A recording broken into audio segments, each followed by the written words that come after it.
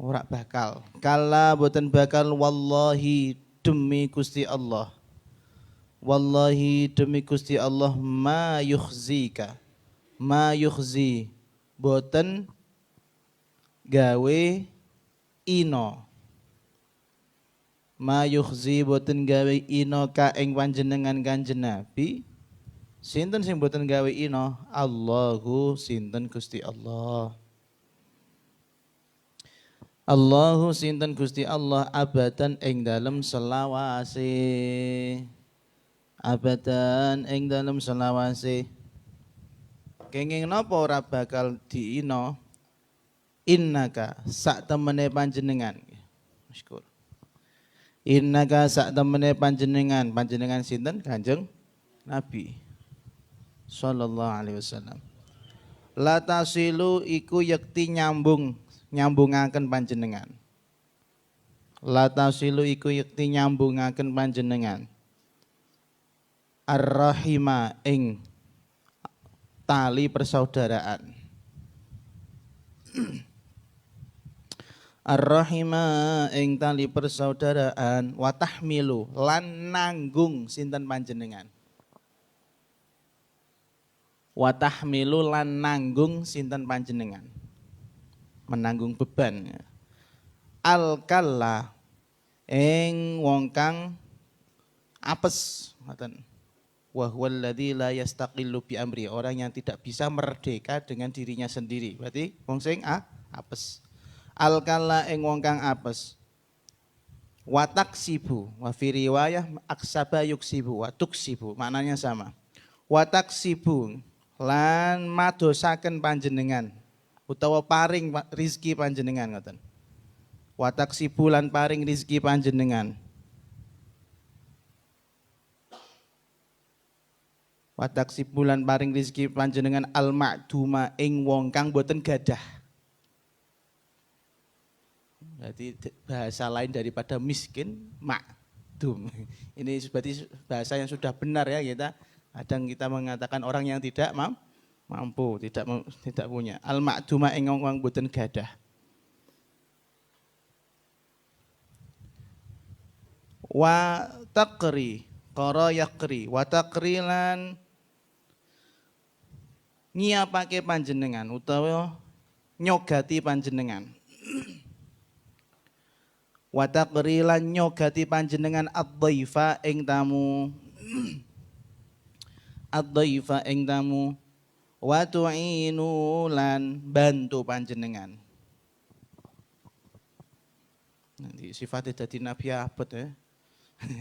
Sebelum jadi nabi lah ini. Wa tu'inu lan bantu panjenengan ala nawaibil haqqi. Ing atase pinten-pinten musibah kang bener. Nah, iki maksudnya piye musibah bener? Emang ada musibah sing salah? Amal ini kita terangkan. Ala nawaibil haqqi ing atase pinten-pinten musibah kang bener. Nah, kita berhenti dulu menerangkan yang sudah kita baca.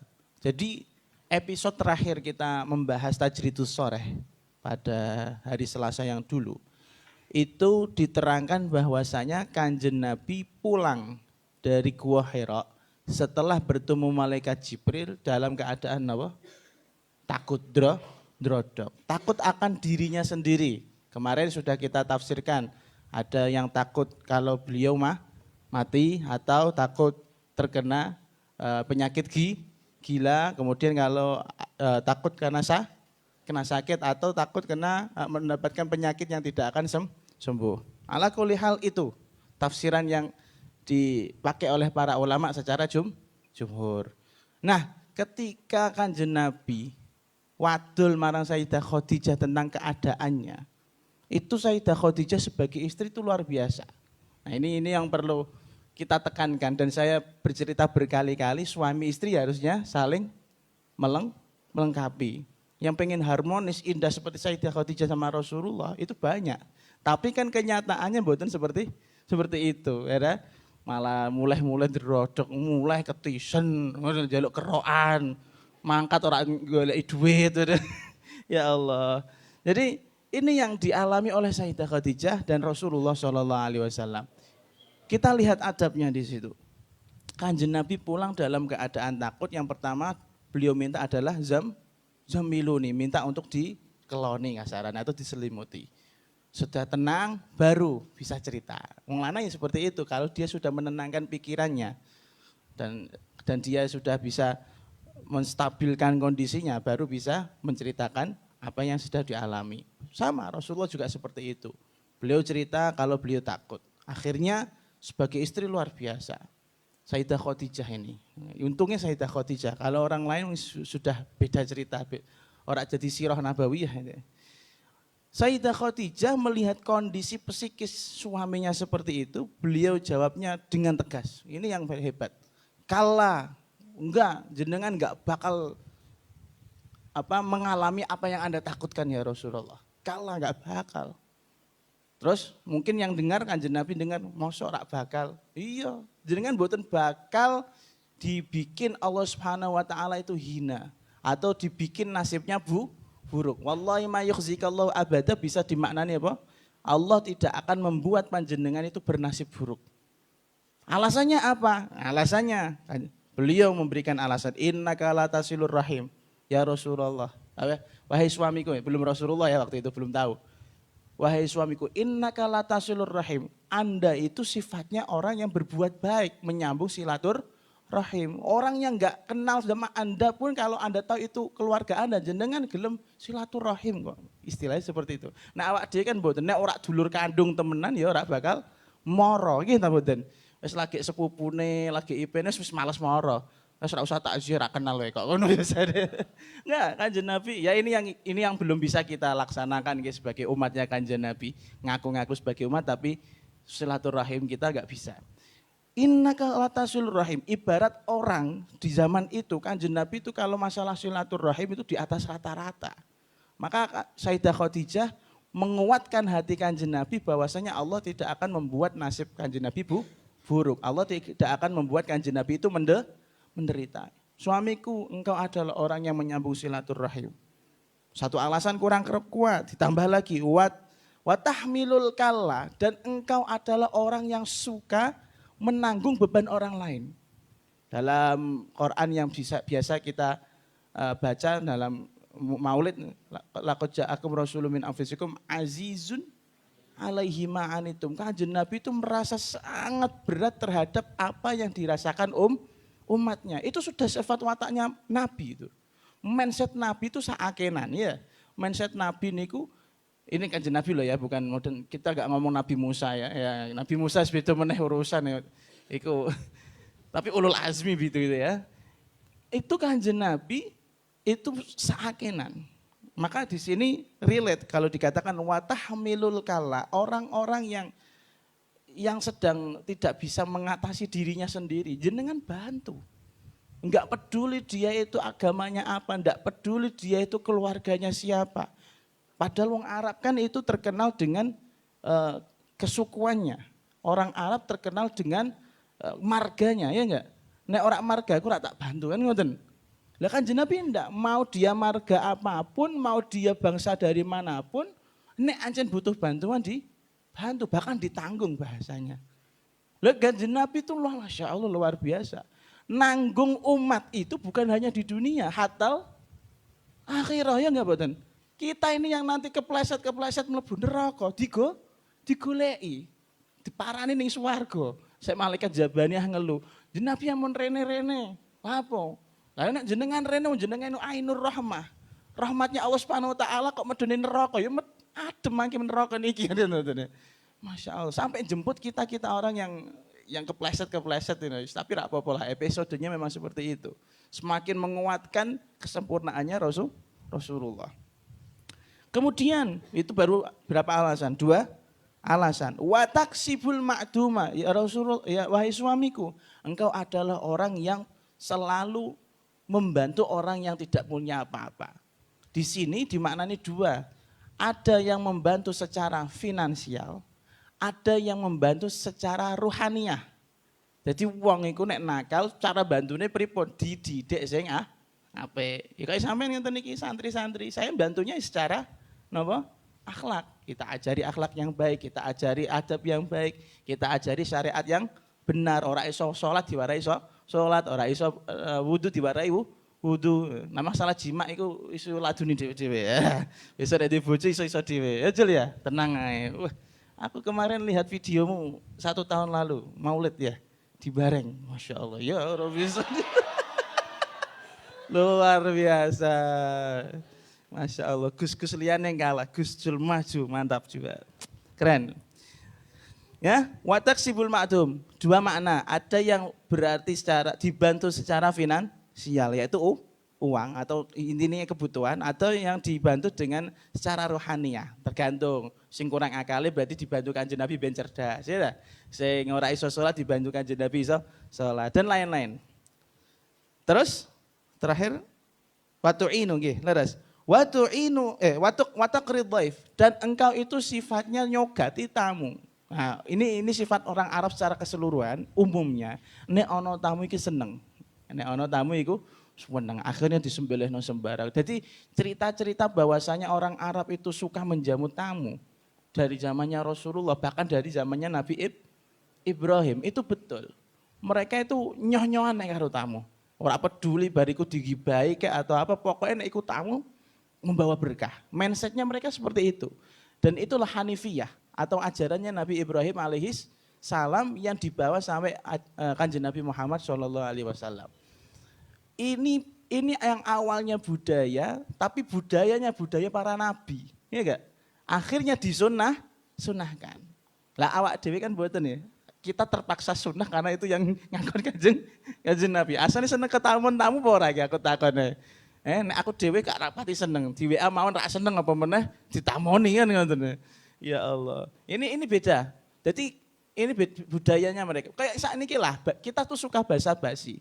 Wah, Mas mboten mampir riyen. Mboten Bu. Kan wis paham ya basa basi. Ketika Mas mboten mampir riyen, oh nggih siap Pak mampir riyen. Ngoten kan langsung ndak atine lho kok malah sido mampir kan ngono gitu. Karena kita enggak punya budaya mempersilahkan tamu untuk pinara. Tapi kalau orang-orang Arab, wah itu disobyo-sobyo temenan. Itu kayak cerita rak masuk akal karena kita bukan budayanya. Budaya kita tuh beda dengan budaya mereka. Tapi ini budaya atau tradisi yang diturunkan sama Nabi. Dari Nabi Ibrahim turun sampai Nabi Muhammad akhirnya menjadi sunnahnya para nabi. Jadi nek jek ana Kanjeng Nabi ijek ana mbok tamu niku seneng ora bakal merengut ya. Senajan tamune dapurane awake dhewe. Lho iya. Kalau Nabi itu gak suka ditamoni atau merengut nek ditamoni, iya. Wah, iku repot. Ora ana sing wani mertamu. Ora ana sing wani mertamu. Urusan umat kacau balau. Iya gak? Masya Allah. Pun. Terus wa tu'inu ala nawaibil haq. Wahai suamiku, kamu juga orang yang suka membantu orang-orang yang sedang mendapatkan musibah yang benar. Ini perlu penjelasan. Emang ada musibah yang enggak benar ya? Di sini disebutkan yang saya pahami bahwasanya orang itu kalau mendapatkan musibah ya, itu terkadang bisa muncul karena perbuatannya sendiri. Efek samping dari perbuatannya. Tapi kalau dia mengerjakan sesuatu yang betul, kemudian mendapatkan kecelakaan, ya ini yang dimaksud. Wa tu'inu ala nawaibil haqqi. Contoh, orang yang kerjanya sebagai tukang menek gedung-gedung pencakar langit niku biasanya kan nonton napa niku resiki kaca. Kaca sing ndok jaba iku kan ana alatnya dan lain. Itu kemudian kalau kecelakaan, jika dia memang kerjanya untuk cari uang untuk menghidupi keluarga, ini masuknya nawaibul haqqi. Maka Kanjeng Nabi itu ya pilih-pilih juga kalau membantu. Dia kecelakaan karena apa dulu nih? Maksiat apa taat kan gitu. Kalau karena taat, oh oke siap kita bantu. Tapi kalau ada orang dia sudah bawa uang, kemudian dia mau ke tempat perjudian atau tempat PSK ya, misalnya itu, kemudian masuk ke sana, kemudian kena musibah. Musibah misalnya manuke gak iso dicopot, misal. Maka orang yang seperti ini gak dibantu. Ini nawaibul batil. Paham sampean ya? Nah, maka ini sampean juga seperti itu. Delok-delok wong sing nulungi, sing mbok tulungi maksudnya. Orang yang kamu tolong ini benar-benar karena kejadian yang benar apa kejadian yang salah. Salah kok mbok tulungi. Tapi nek gelem mbok tulungi alhamdulillah iku beda meneh ceritake.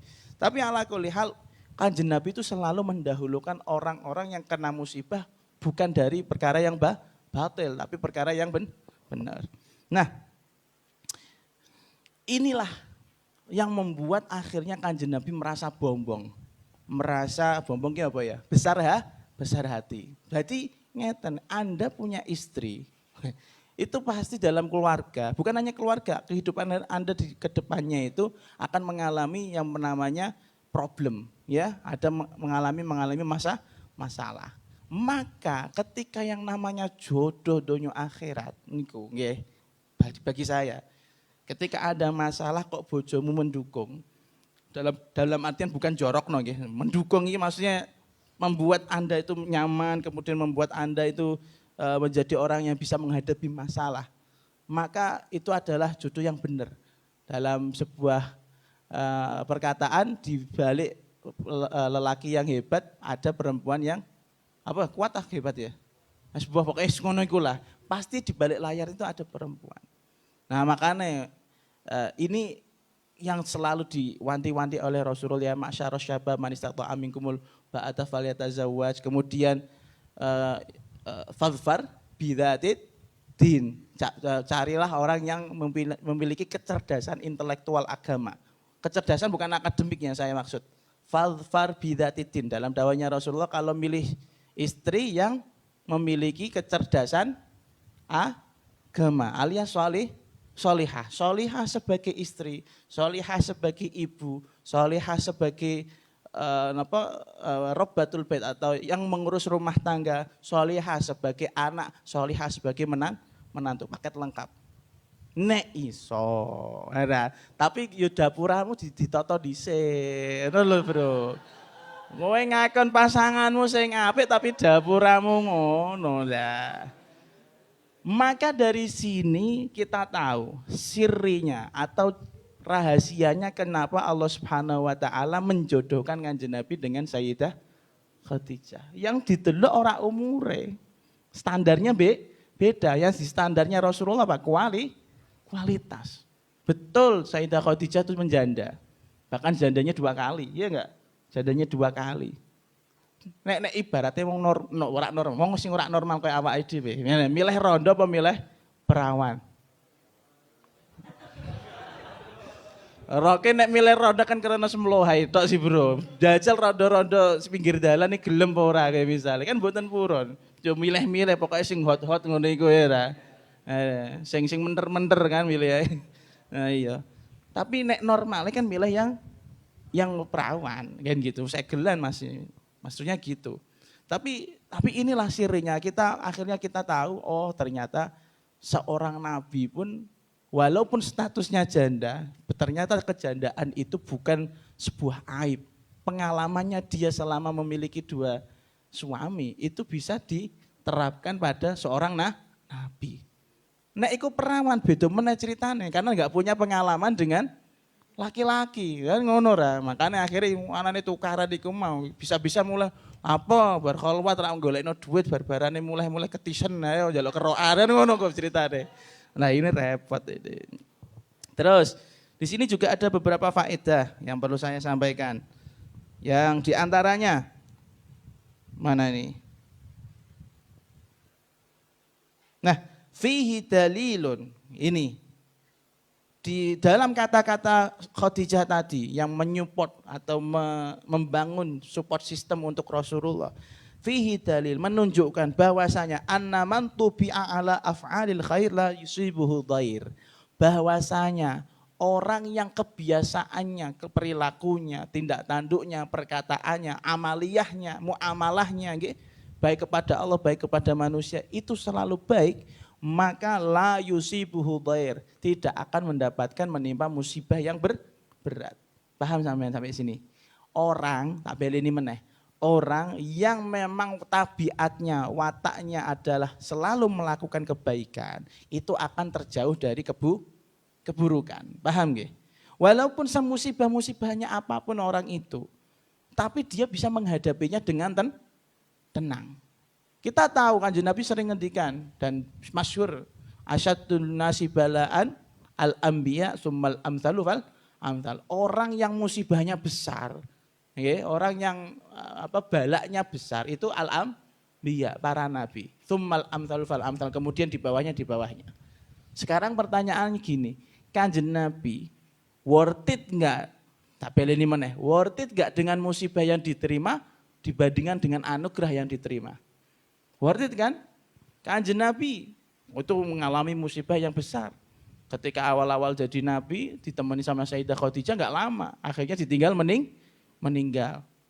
Terus ditinggal meninggal sama pamannya. Dakwahnya sendirian. Tapi apa yang diberikan oleh Allah Subhanahu wa taala kepada Kanjeng Nabi? Peristiwa Isra Mi'raj. Berarti tak mboten? Oh enggak sebanding. Wah, yodonya hasanah fil akhirati hasanah. Makanya kita itu juga memandang orang dapat musibah. Kiai lah kasarannya. Kiai kok misalnya kok loro-loro, kiai kok misalnya nopo akeh masalah. Ya coba dulu masalah. Justru setelah dari masalah itu ada skenario terbaik yang Allah siapkan untuk orang gitu. Paham sampean ya? Karena orang-orang yang seperti ini Allah tuh enggak ridho kalau nopo dibikin susah.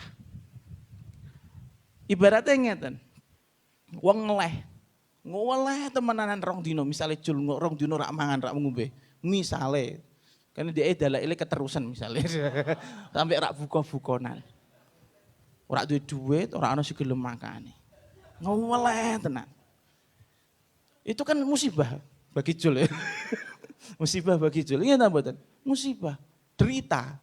Kemudian tiba-tiba ada orang yang memberikan makanan dengan senyum manisnya, wajahnya manis, cantik, solihah. Mas nuwun sewu jenengan kok saaken. Wah, diwa idek neng ati, akhirnya mangane enak sing ngeki dadi bojone. Misale, ya, deritanya menjadi indah napa mboten? Menjadi indah. Keren akhirnya. Nah, maka dari situ ini sekali lagi konsep ini jangan mbok patahke. Orang yang selalu melakukan kebaikan tidak akan dibikin susah oleh Allah Subhanahu wa taala. Walaupun ketoke sih lika-likunya berat, tapi memang dia yang pantas untuk mendapatkan itu. Ya, musibah yang diterimanya yang paling pantas ya dia orang itu. Orang lain malah enggak bisa. Lagi panu sithik wae wis misuh-misuh gitu. Iku apa putih-putih ning tangan misalnya kan ngono. Nah, nggih. Alhamdulillah. Jadi ini mindset seperti ini harus kita bangun biar kita itu bisa positif thinking. Kemudian wa fi hadhil qissah minal fawaid. Di dalam kisah dialognya Sayyidah Khadijah ini ada beberapa faedah. Apa? Istihbabu ta'nisi man nazala bihi amr bi dzikri taisirihi alaihi wa tahwinihi latih. Yang pertama, sunnah hukumnya membuat orang yang sedang galau, orang yang sedang takut untuk diberikan kabar-kabar, berita-berita yang positif tentang dia, bukan tentang kamu.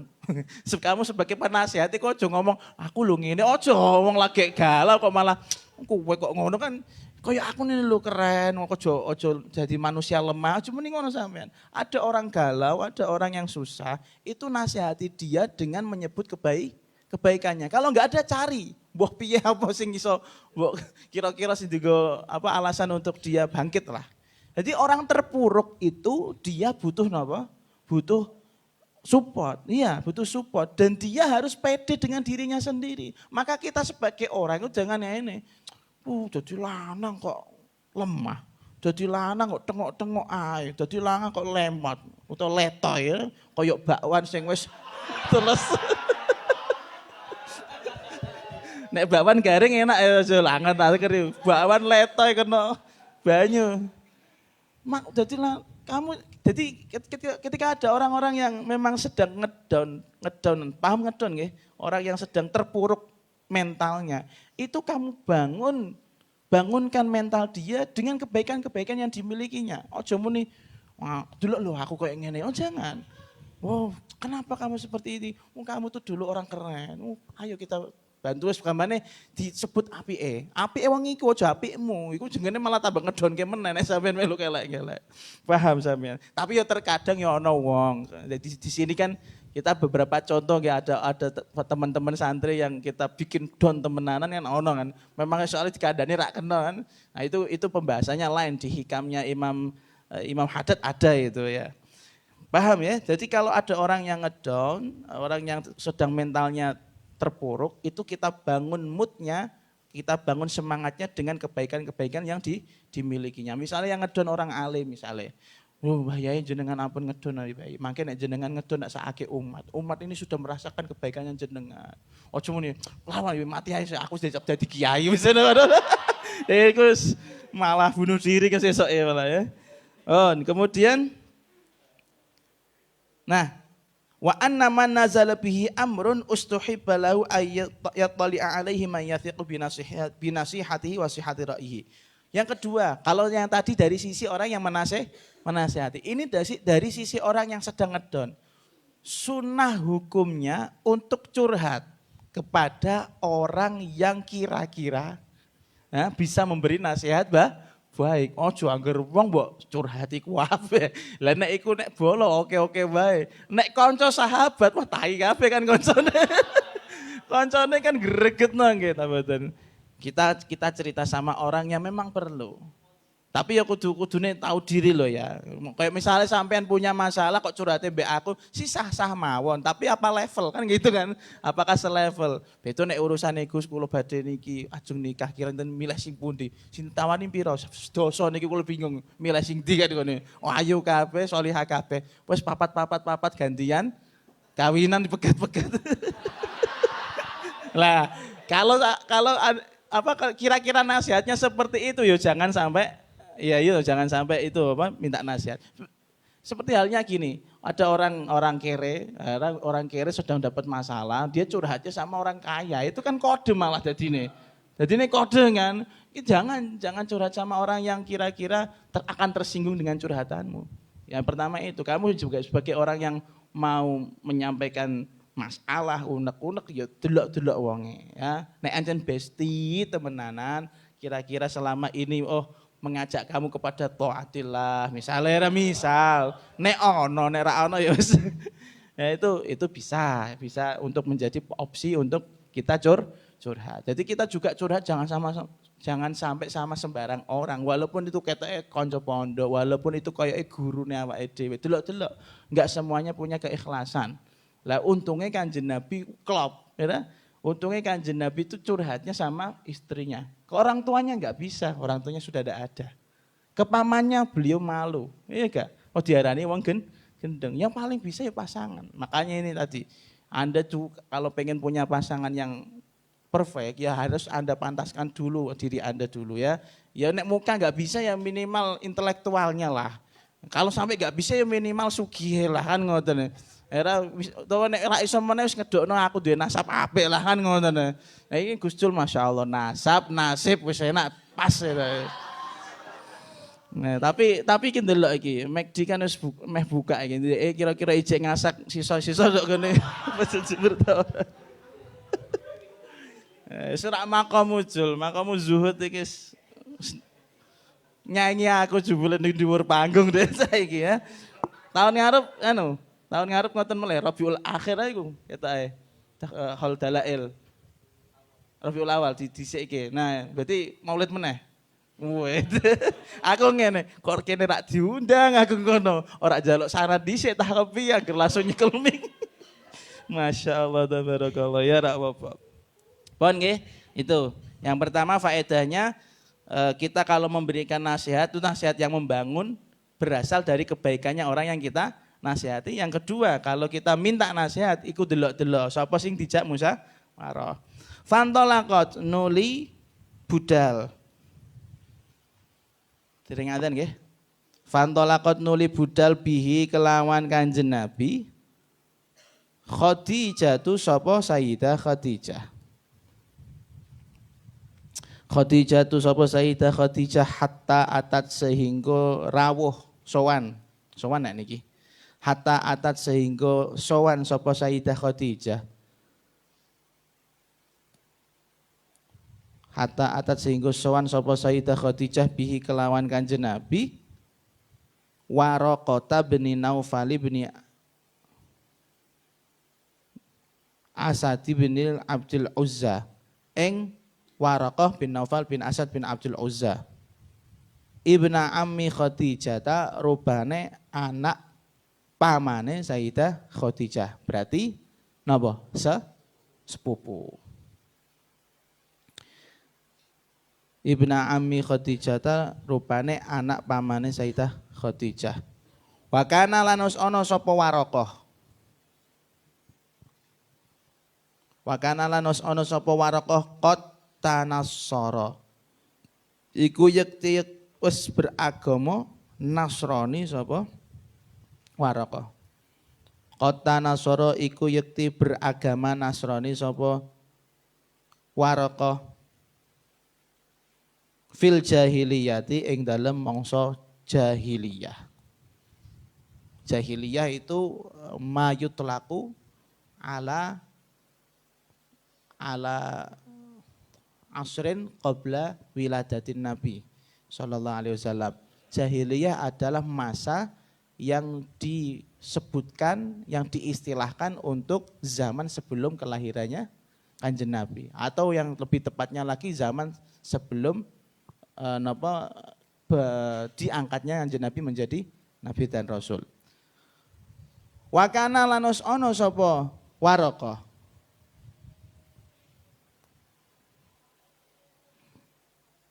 Ya nanti kita lanjutkan dulu nggih. Wa kana lanus ono sapa Waraqah yaktubu iku nulis sapa Waraqah. Yaktubu iku nulis sapa Waraqah al-kitaba.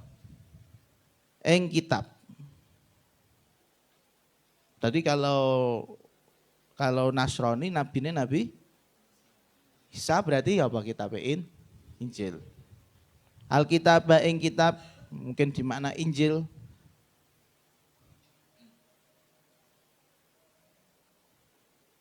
Al-Ibraniyah kang bangsa bahasa Ibrani.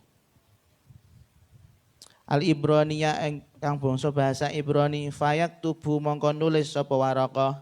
Fayak tubuh mongko nulis sapa Waraqah minal injili saking Injil. Minal injili saking Injil bil Ibraniyati kelawan bahasa Ibrani.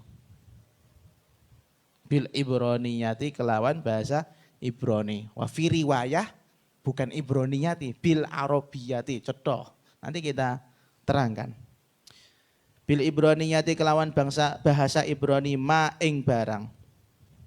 Ma ing barang syaa kang ngersakake. Sing ngersakake sinten? Allah sinten? Gusti Allah.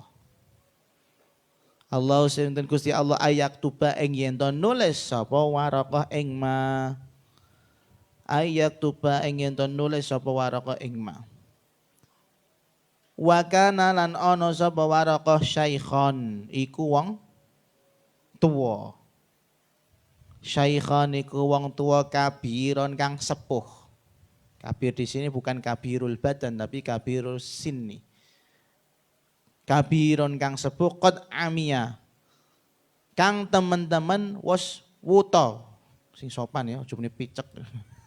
Walaupun bener sih, tapi wuta. Ini Nasrani ini bukan Nasrani yang abal-abal, Nasrani yang masih bagus. Qad amia kang teman-teman wis wuta sapa Waraqah. Nah, kita terangkan. Nah, setelah Kanjeng Nabi diberi support sistem yang bagus seperti ini, itu Sayyidah Khadijah cerdas. Biar Kanjeng Nabi lebih percaya pede dengan apa yang disampaikan Sayyidah Khadijah. Sayyidah Khadijah berpikiran untuk apa? Fantolaqat bihi ila Waraqah. Beliau mengajak Kanjeng Nabi untuk sowan kepada pendeta yang namanya Waraqah bin Naufal yang mana notabene Waraqah ini masih sepupuan sama sinten? Sayyidah Khadijah. Ke atasnya masih nyambung bahkan sama Rasulullah juga masih nyambung di Mbah Qusay. Nanti kita terangkan. Jadi gini, kadang orang yang kita nasihati itu orang percaya mbak nasihat awake dhewe, ya enggak? Maka ketika dia masih meragukan dengan kemampuannya, dia masih meragukan dengan mentalnya dia, kita perlu sowankan atau kita perlu pertemukan dengan orang yang senada dengan gaya pikiran kita. Misal kita mbok kandhani kancamu, wah sampean kok aja koyo ngono, sampean ku wong apik ngene-ngene, nek ra percaya ayo kita sowan ke Mbah Yai, apa kata beliau. Wah, misalnya seperti itu. Nek ra percaya, ayo kita sowan Gus Sanik, apa kata Gus Sanik. Nah, seperti itu. Biar dia lebih percaya. Lah ini betul. Jadi sampai juga jangan sampai nyowanke wong ini gini wong sing salah. Akhirnya yang awalnya mulai terbangun sistemnya 50%, ketemu wong sing salah akhirnya ambruk meneh. Wah repot iki. Layamu tuh wala Yahya. Ya jadi ketemu sama orang-orang yang seperti itu. Ya kayak awak dhewe lah dalam bidang dakwah khususnya ya kayak kemarin itu. Kemarin kita tuh merasa ngedon ketika Habib Muhammad rawuh. Saya merasa ngedon dengan beberapa kondisi saya. Tapi beliau kayaknya muka syafah ya. Saya baru mengungkapkan apa yang beliau sampaikan di waktu majelis kemarin. Itu beberapa membuat saya support system saya terbangun lagi. Karena yang membangun support system itu adalah beliau. Yaitu diantaranya ngajar kitab Ihya. Nah, saya baca Ihya, sampai dulu mungkin nggak semuanya baca Ihya. Itu kemudian beliau menerangkan tentang Ihya. Masya Allah. Jadi kita juga harus perlu support system dari orang-orang yang basirahnya kuat, orang-orang yang hatinya nyambung sama Gusti Allah. Ojo anggur wong pinggir dalan terus tukang becak buat parani piye Pak kancaku iki nasihati ya Pak. Ya ora iso. Ora basirah malah sesat ndolon mundilon. Nah itu. Maka yang dilakukan Sayyidah Khadijah untuk memperkuat hujjah, untuk memperkuat mentalnya Rasulullah, diajaklah Kanjeng Nabi menuju Waraqah bin Naufal. Di situ disebutkan wakana Qad Nassara. Waraqah bin Naufal itu di dalam syarahnya ini disebutkan taraka ibadatal authan. Dulunya dia adalah penyembah berhala. Akhirnya dia masuk ke agama Nasrani. Di dalam Arba'ah yaitu Sunan Abu Dawud, Sunan Nasai, Ibnu Majah sama Tirmidzi. Disebutkan ada cerita tentang Waraqah sedikit. Wa kana imra'an tanassara aysara nasraniyan fil jahiliyah. Dulu Waraqah bin Naufal itu sebelum menjadi Nasrani itu dia pernah menyembah berhala. Wa dzalika annahu kharaja huwa wa Zaid ibn Amr bin Naufal lamma kariha ibadatal authan ila Syam wa ghairiha. Saat sebelum dia Nasrani, dia sama orang yang namanya Zaid bin Umar bin Naufal. Kan ini Waraqah bin Naufal. Berarti Zaid ini ponakane, kan ngoten. Ponakane, dia sama ponakannya keluar menuju Syam atau menuju kalau sekarang Syria dan Palestina dan sekitarnya. Menuju ke sana untuk apa? Yas'alani aniddin. Untuk mempertanyakan kebenaran agama. Agama sing bener ku apa? Jadi wong biyen ora duwe nabi yo bingung. Ya. Saiki malah dadi dadak apa? Dadi nabi dhewe. Mal gawe aliran dhewe naudzubillah min dzalik. Jadi orang-orang dulu kita sudah pernah terangkan masalah Waraqah bin Naufal kalau enggak salah di edisi Maulid. Iya kan? Dia juga dulu adalah penyembah berhala, tapi merasa enggak cocok. Wah, piye sih? Kok nyembah berhala hawane ki ngarep tengok air lapo-lapo. Terus dia berbuat apa untuk kita? Akhirnya pikirannya, logikanya main, dia sama ponakannya pergi ke Syam untuk bertanya-tanya tentang agama. Tapi bukan pergi yang agar ketemu pinggir jalan agama sih bener ki apa mboten, memang dengan didasari ilmu.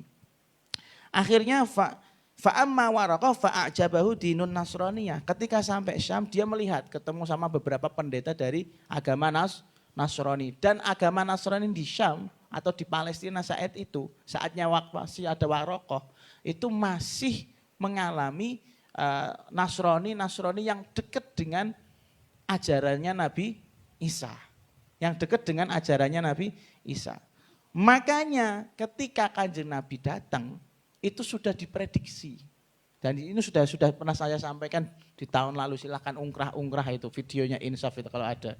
Sudah diprediksi bahwasanya di zaman dia itulah nanti akan keluar Nabi akhir zaman. Makanya kemudian di dalam redaksi wakana yaktubul kitab al-Ibrani. Kalau logikanya, Nabi ini Nabi anyar, dia enggak tahu. Ini saya harus pakai agama apa, ya enggak? Kok tanyanya karo Waraqah bin Naufal yang jelas-jelas apa Tanas Soro. Ini kemudian sama Sayyidah Khadijah, Sayyidah Aisyah. Sayyidah Aisyah menyebutkan wa kana yaktubul kitaba al-Ibraniyah. Dia punya kemampuan nulis kitab dengan bahasa Ibrani. Bahasa Ibrani ini bahasa yang digunakan nabi-nabi dulu. Nah, bahasa Ibrani untuk informasi mawon. Bahasa Ibrani adalah bahasa yang digunakan oleh nabi-nabi dahulu dari Nabi Ibrahim. Jadi kalau Kanjeng Nabi dijak sowan karo Sayyidah Khadijah ke Waraqah bin Naufal, harapannya di Waraqah bin Naufal dia punya info tentang kenabian. Paham sampai sini? Jadi Kanjeng Nabi gak salah, Sayyidah Khadijah gak salah untuk sowan kepada siapa? Nah, paham ya? Sampai nenek bangun hujah juga seperti itu. Punya ide ini, hujahnya harus kuat. Sama seperti Sayyidah Khadijah. Dia kenapa menyawankan Kanjeng Nabi ke Waraqah bin Naufal? Karena Waraqah bin Naufal terindikasi Nasroninya masih Nasroni yang asli. Dengan dalih wakana yaktubul kitabal Ibrani. Dia bisa menulis bahasa Ibrani. Alias kalau dia membuka Injil yang asli, Injil yang masih berbahasa Ibrani, insya Allah agamanya masih murni. Paham sampai sini? Ini jero lho iki tingkat kuliah iki, ndegene semester 8 ra ono iki ya. Semester 8 kuliah ora ono nerangno ngene iki. Paham sampean nggih? Jadi sudah tepat apa belum kalau Kanjeng Nabi disowankan Waraqah? Sudah tepat, ya kan? Karena agamanya masih agama yang asli. Fayaktubu minal Injil dan dikuatkan. Fayaktubu minal Injil bil Ibraniyati masyaallah ayaktub. Bahkan dia juga menulis, menyalin Injil yang berbahasa Ibrani sampai Masya Allah kita nggak tahu jumlahnya seberapa. Tadi saya katakan ada wafi riwayah bil Arabi yati, menulis Injil dengan bahasa Arab. Ini yang benar yang mana? Ibraniyah apa yang Arabiyah? Dua-duanya bisa benar. Dua-duanya, dua riwayat itu bisa benar. Bil Ibraniyah ya benar, bil Arabiyah ya benar. Kalau bil Arabiyah malah justru menguatkan indikasi, oh si Waraqah bin Naufal itu multi bahasa. Dia bukan hanya bahasa Arab, bahasa Ibrani juga bisa. Nyatane nulis Injil yang dari Ibrani disalin ke bahasa Arab dia bisa. Ibaratnya sampean Quran mbok terjemahan ning basa Jawa iso. Alim ta ora iku? Wah alim. Maka sudah tepat sekali kalau Kanjeng Nabi disowanke ngene Waraqah bin Naufal. Terus Ibraniyah. Ibraniyah ini artinya apa? Ibraniyah ini artinya apa? Ini faedah mawon kalau mau ditulis monggo. Al Ibraniyah itu nisbatun ilal ibri.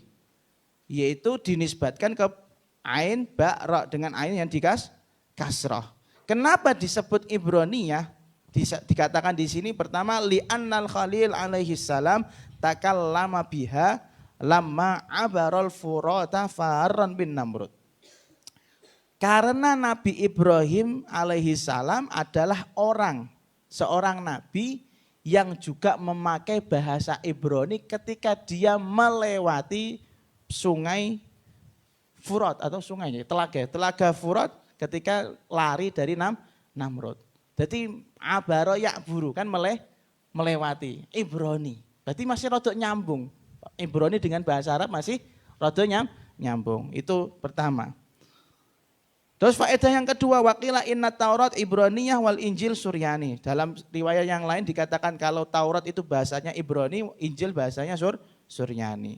Nah ini ada faedah yang perlu kita sampaikan. Sufyan Ats-Tsauri pernah mengatakan, "Ma nazala minas sama'i wahyun illa bil Arabiyah." Semua nabi yang mendapatkan wahyu dari Allah itu lafaznya itu pakai bahasa Arab. Dari Nabi Adam sampai Nabi Muhammad itu semuanya bahasa Arab. Lah tapi kok ono Injil bahasa Ibrani? Wa kanatil anbiya tutarjimuhu liqaumiha. Hanya saja para nabi mentranslate bahasa Arab itu ke bahasa masing-masing. Kayak dene Nabi Isa berarti ditranslate ke bahasa Ibrani. Nabi Ibrahim juga ditranslate ke bahasa Ibrani. Wah, gitu. Wa kana syaikhan kabiran dan Waraqah bin Naufal saat disowani sama Kanjeng Nabi sama Sayyidah Khadijah sudah menjadi tua renta dan juga amia dan juga napa buta. Ini amia di sini itu bukan hanya sekedar teks begitu saja, tapi ada makna yang lebih mendalam. Orang yang buta di akhir hayatnya itu ada yang karena memang penyakit katarak lah atau apa ya misalnya ya, yang biasanya penyakitnya orang tua. Tapi kalau ini lil ibadah, dia sering kathratul buka Allah Ta'ala. Dia sering menangis karena takut kepada Allah Subhanahu wa Ta'ala. Berarti ini sudah lengkap, paket lengkap Waraqah bin Naufal. Agamanya masih murni, mampu membaca Injil yang asli, kemudian dia ahli ibadah. Insya Allah ya artinya luweh nyambung karo Gusti Allah. Begitu juga Anda kalau punya masalah ki sowan karo sing koyo ngono-ngono iku. Ya, aja sowan kayak pinggir dalan iku mau ya, nanggone Safais ana Pak Becak takon karo Pak War. Ya misal Pak War saya dapat masalah ini ada dawuh apa saja jeneng ada becake nang kowe dikonokno malah. Becake kowe ya Allah Gusti. Tsumma qala faqalat lahu Khadijah ya ibn am wallahu a'lamu bissawab. Ngapunten mugi-mugi wonten hikmah manfaate. Saya senang kalau belajar sama sampean nih.